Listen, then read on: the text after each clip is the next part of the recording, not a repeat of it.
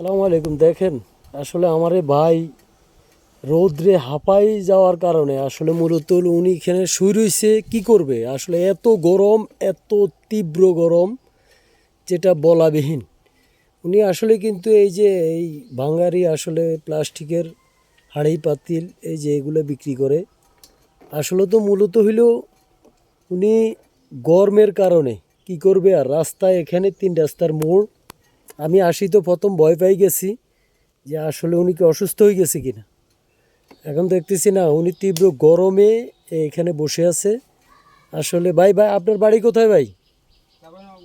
চাঁপাই নবাবগঞ্জ না? আসলে মানুষ গরমে অতিষ্ণ হয়ে গেছে, তাবুদ গরমে।